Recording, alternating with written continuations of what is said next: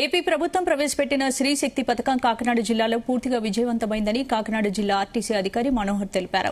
జిల్లాలో 2 కోట్ల మంది మహిళలు ఇప్పటివరకు శ్రీ శక్తి పథకం కింద ప్రయాణించారని ఆయన తెలిపారు.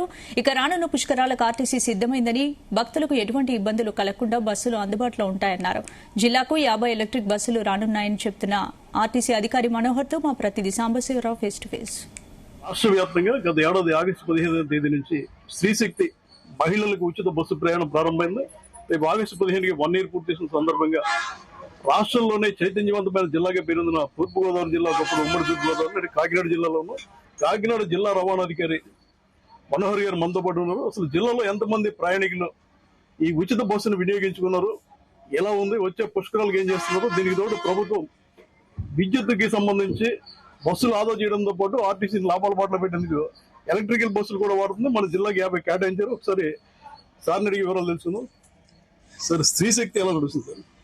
మరి గౌరవ ముఖ్యమంత్రి గారి కూటమి ప్రభుత్వంలో మరి ఆగస్టు 15, 2025 నుంచి కూడా స్త్రీ శక్తి పథకం మొదలుపెట్టారండి. మొదలుపెట్టిన దగ్గర నుంచి ఇప్పటి వరకు కూడా మరి 66 కోట్ల రూపాయలు స్త్రీ శక్తి నిమిత్తం వినియోగిస్తూ ఈ జిల్లా వ్యాప్తంగా 2 కోట్ల మంది ప్రయాణికులు, మహిళలు ఈ పథకాన్ని వినియోగించుకోవడం జరిగిందండి. మరి ఇంకా ఇది చాలా పెద్ద మొత్తంలో మహిళలకి రీచ్ అయ్యి మరి దాన్ని అందరూ కూడా ఉపయోగించుకోవడం చాలా మంచి సదుపాయంగా ఉన్నది. అదేవిధంగా మరి ఎప్పటికప్పుడు ప్రభుత్వం కూడా దీనికి సంబంధించిన డబ్బులు కూడా మీరు zero ticket Karnataka zero ticket issue చేస్తున్నారు. ఈ జీరో టికెట్ సంబంధించి ప్రభుత్వం నుంచి రీఎంబర్స్మెంట్ మనకి ఎలా వస్తుంది? టికెట్ జీరో టికెట్ ప్రతిదీ కూడా అకౌంట్ లో అవుతుందండి. దాని నిమిత్తం ఒరిజినల్ అమౌంట్ ఎంత ఉన్నదని అదే టికెట్ లో వస్తుంది. వాళ్ళ పొందిన రాయితీ ఎంత అనేది కూడా అదే టికెట్ లో రావడం జరుగుతుంది. కాబట్టి అదంతా కన్సాలిడేటెడ్ గా మాకు రిపోర్ట్స్ జనరేట్ అవుతాయి. దాని రకంగా క్లెయిమ్ సబ్మిట్ చేయడం ద్వారా గవర్నమెంట్ కూడా ఎప్పటికప్పుడు మాకు అది అందజేయడం జరుగుతుంది. అంటే ఇప్పటి వరకు మీరు చెప్పిన లెక్కల ప్రకారం 2 కోట్ల మంది మహిళలు దీన్ని వినియోగించుకున్నారు. ఇది కాకుండా జర్నలిస్ట్ ఫ్రీ పాసులు ఉన్నాయి, స్టూడెంట్ పాసులు ఉన్నాయి, ఇవన్నీ ఉన్నాయి. ఈ రీఎంబర్స్మెంట్ సంబంధించి 2 కోట్లకి ఎంత అయింది, గవర్నమెంట్ ఎంత ఇచ్చింది? 2 కోట్ల నుంచి కూడా అంటే హెడ్ ఆఫీస్ ప్రకారం ప్రతి నెల కూడా ఎప్పటికప్పుడు గవర్నమెంట్ పే చేయడం జరుగుతుందండి. నెలకి 165 కోట్లు ఇంచుమించుగా ఇవ్వడం జరుగుతుందండి. ఇప్పుడు మనకి ఎంత వచ్చింది మన జిల్లాకి? మన జిల్లా కంటే అది కన్సాలిడేటెడ్ గా స్టేట్ ఫిగర్ మేము చేస్తున్నామండి. జిల్లాకు వచ్చింది ఏంటంటే ఫండ్స్ ఎప్పటికప్పుడు అవసరాన్ని బట్టి అలొకేషన్ జిల్లా వ్యాప్తంగా 2 కోట్ల ప్రయాణికులకి ఎంత ఖర్చు అయ్యొచ్చు? 66 కోట్లు. 66 కోట్లు వరకు మనకి 66 కోట్లు.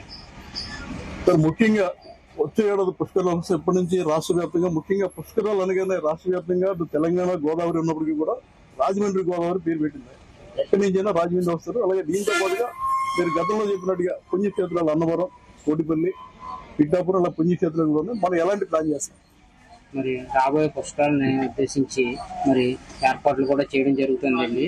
మరి జిల్లా వ్యాప్తంగా, కాకినాడ జిల్లా వ్యాప్తంగా ఏదైతే పుణ్యక్షేత్రాలు ఉన్నాయో ఆ పుణ్యక్షేత్రాలన్నింటికి కూడా ఎన్ని బస్సులు ఆపరేట్ చేయాలనే దానికి ప్రణాళికలు, అటువంటి అలాగే వచ్చిన భక్తులందరికీ కూడా సదుపాయాలు కల్పించడానికి కూడా ప్రణాళికలు వేయడం జరుగుతుందండి. దానికి సంబంధించిన డెవలప్మెంట్ పనులకు సంబంధించిన ఎస్టిమేట్స్ అవన్నీ తయారు చేసి పంపించడం జరిగిందండి. అవి రాగానే వర్క్ స్టార్ట్ చేసి నెక్స్ట్ పుష్కరాలకి భక్తులకి ఎవరికి కూడా అసౌకర్యం కలగకుండా అన్ని పుష్కర ఘాట్లకి ఆపరేషన్ చేస్తూ ఎవరికి అసౌకర్యం కలగకుండా ఆర్టీసీ సేవలన్నింటినీ సిద్ధంగా ఉన్నాయి. సార్, ఛార్జింగ్ పాయింట్లు మన దగ్గరికి పెడుతున్నారు. దీంతో పాటుగా జిల్లాలో ఏ ప్రాంతాల్లో ఈ బస్సులు మనకి ఛార్జింగ్ అవసరం అవుతుంది? తునిలో కొన్ని ఛార్జింగ్ పాయింట్లు పెట్టడం జరిగింది. మన జిల్లాలో తునిలోను, అలాగే కాకినాడ ఇక్కడ జరిగే 2 చోట్ల ఛార్జింగ్ పాయింట్లు పెట్టడం జరిగింది. సార్, ఫైనల్ గా కాకినాడ జిల్లాలో డిపోలు ఎన్ని బస్సులు తిరుగుతున్నాయి, అలాగే హైదరాబాద్కి ఎన్ని బస్సులు వెళ్తున్నాయి? ముఖ్యంగా పండుగ రోజుల్లో ఆర్టీసీ బస్సు పెంచట్లేదు, రేట్లు పెంచకుండా నడుపుతున్నారు. దానివల్ల బెనిఫిట్ ఉందా? ముఖ్యంగా ఏంటంటే అండి, జిల్లా వ్యాప్తంగా 274 బస్సులు ఉన్నాయండి. అవన్నీ కూడా మన 3 డిపోలు కాకినాడ, ఏలేశ్వరం, తుని, ఈ 3 డిపోల పరంగా 274 బస్సులు తిరుగుతున్నాయండి. అందులో లాంగ్ డిస్టెన్స్ సర్వీస్ అన్ని కూడా కాకినాడ నుంచి ఆపరేట్ చేయడం జరుగుతుంది. అవన్నీ 98 బస్సులు ఇంచుమించు లాంగ్ డిస్టెన్స్ సర్వీసులు కాకినాడ డిపోలో ఉన్నాయండి. అవన్నీ కూడా హైదరాబాద్కి ఒక 8 బస్సులు హైదరాబాద్కి నడుస్తున్నాయండి.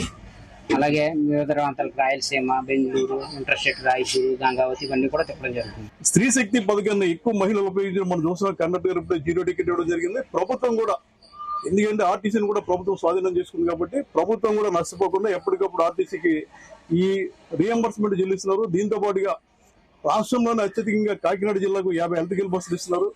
ఎలక్ట్రికల్ బస్సులకు సంబంధించి ఛార్జింగ్ పెట్టేందుకు కాకినాడ డిపో ఆవరణలోనే దాదాపు ఎకరం పైగా విస్తీర్ణంలో ఏర్పాట్లు జరుగుతున్నాయి. ముఖ్యంగా పుష్కరాల మీద ప్రభుత్వం ఫోకస్ పెట్టింది, ఆర్టీసీ దృష్టి సారించింది. ఇప్పుడు ఎవరైతే మన డిఎం గారు శ్రీ మనోహర్ గారు ఉన్నారో గతంలో కూడా పుష్కరాలతో పనిచేసిన అనుభవంతో ఆర్టీసీని పుష్కరాలకు ప్రజలకు సేవ చేసేందుకు లాభాలు పక్కన పెడితే ప్రజలకు ఏదైతే పుష్కర భక్తులకు ఆర్టీసీని చేరువ చేసే ప్రయత్నాలు మొదలు పెట్టామని చెప్పడం జరిగింది. Sambasivarao, Zee Telugu news, Kakinada.